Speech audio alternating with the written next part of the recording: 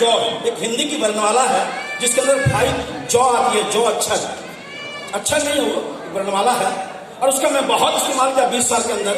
और उस 5 जौ को मैं आज रिपीट कर देना चाहता हूँ। इस बिजनेस के अंदर हम पूरे जोश के साथ लगे रहे, इस बिजनेस के अंदर हम पूरे जोश के साथ लगे रहे। ये संकल्प है कि जब तक स्टार होने नहीं बनेंगे जोश में कोई कमी नहीं आएगी। ये मेरे पहले दिन की डायरी में लिखा हुआ है। दूसरा मेरा इस जौ का मतलब था कि जुनून ऐसा मेरा पागलपन था, अप हो डाउन हो कोई फर्क नहीं पड़ता था। जुनून हमारे अंदर बहुत था सर। मैंने पहला जोश को आजमाया, दूसरा जुनून को अपने अंदर रखा और तीसरा जगह बदल बदल के काम करते रहा। एक ही जगह पे नहीं घूमते रहे, जगह बदल बदल के हम काम करते रहे, लगातार चलते रहे, जगह बदला, जोश के साथ जुनून को देखा, जुनून से कहाँ आगे सर हम जगह के साथ साथ अपने आप को जवान रखे। फिर बोलते नहीं हमारा उम्र हो गया है, तो मरो जाकर उम्र हो गया तो उम्र हो गया तो अरे उम्र ही है तो समझ रहे मेरी बात को सर। जगह के साथ हमने जवान अपने आप को रखा और जवान के साथ साथ अपनी जवानी को मैंने बरकरार रखा। ये बिजनेस जवानी का है सर। मरने के बाद मोमोज भी देखिएगा ना कैसे करेगा, समझ रहे? तो जवान बनेंगे सभी लोग, बनेंगे, जोश रहेगा, जुनून रहेगा, जगह को बदलते रहेंगे, पक्का पक्का। तो मैं आज उन ऑर्गेनाइजर को बुलाने जा रहा हूं जो आज इस फंक्शन को डिजाइन किया, जिनके बल पे इतने सारे लोग आए, जिन्होंने ये हॉल को बुक किया, कुर्सी की व्यवस्था की, सारी व्यवस्थाएं की। आपका सिर्फ एक काम था लोगों को लेकर के आना, लेकिन जो ऑर्गेनाइजर इतने सारे 1 महीना लगातार प्रयास करते हैं, मैं उन्हें मंच पे बुला रहा हूं। सबको बुलाने के लिए एक बार जोरदार तालियां, जोरदार हुड्डी के बीच मिस्टर सुनील था, प्लीज कम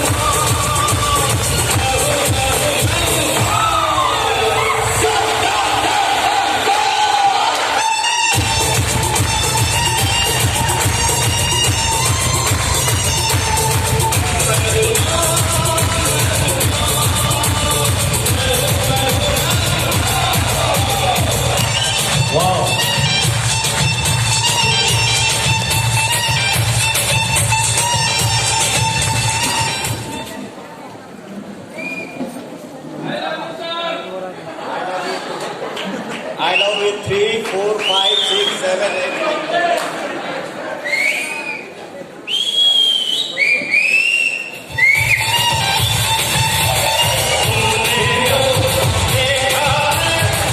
कुछ हो या ना हो, ये आदमी ये गाना बजवा के 2-4 FIR करवा दे। ये डॉन बजा के गलत फेमी में पाल रहा है। कुछ नए साथी सोच रहे हैं पक्का डॉन आ गया। बहुत बहुत धन्यवाद, शुक्रिया आप सभी का, धन्यवाद के इस ब्लेसिंग हॉल में और आपके मोहब्बत के लिए दिल से शुक्रिया। नमस्कार, आदाब। मैं सुनील कुमार साहब आप सभी का वेलकम करता हूं आज के शानदार सेमिनार में, जो लाइफ चेंजिंग सेमिनार है, एक अपॉर्चुनिटी, एक मौका है। और मैं खुल के आपको कहना चाहता हूं, हमारे बीच में मेहमान आए हैं क्या, एक बार नए साथी जो पहली बार आए हैं, जो दबाव में आए हैं, जबरदस्ती आए हैं,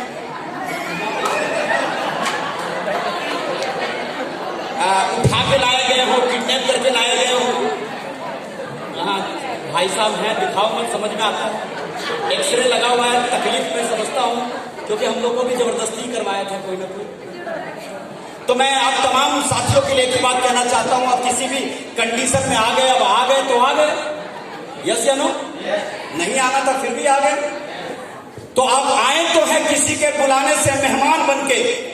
मैं आप तमाम नए साथी के लिए कहना चाहता हूं कि आप आए तो है किसी के बुलाने से मेहमान बन के। अगले 1.5 से 2 घंटा बैठना दोस्त, दिनेश चौधरी सर को सुनना, आप जाएंगे इस हॉल से महान बन के।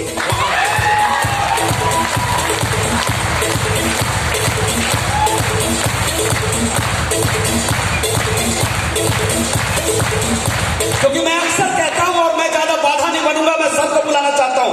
यहां पे कितने ऐसे साथी हैं कि अगर जिंदगी आपको मौका दे, जिंदगी आपको मौका दे तो अपने तकदीर और तस्वीर को बदलना चाहते हैं। अगर जिंदगी मौका दे। अच्छा, सभी दुखी आदमी यही है। और कुछ लोग तो मंजूर साहब हाथ इसलिए उठाए हैं कि अगर जिंदगी मौका दे तो सबसे पहले पत्नी बदलेगी। जब मौका दे ही रहे तो सर आप क्या सोच रहे हैं? पत्नी भी यही सोच के हाथ उठा रही, सबसे पहले मौका मिले तो पति बदलेगा। तो वो सब तो बदलने वाला नहीं है दोस्त। लेकिन हाँ, मैं गारंटी दे सकता हूं, जिस बिजनेस के बारे में आज दिनेश चौधरी सर को आप सुनेंगे, जिस बिजनेस के बारे में आप जानेंगे, जिस बिजनेस को अपने नजरों से देखेंगे, यह आपके वर्तमान को ठीक नहीं कर सकता, यह आपको आज को ठीक नहीं कर सकता है, लेकिन मैं गारंटी देता हूं इस बिजनेस के माध्यम से आप अपने भविष्य को बहुत अच्छा कर सकते हैं, भविष्य को अच्छा कर सकते हैं।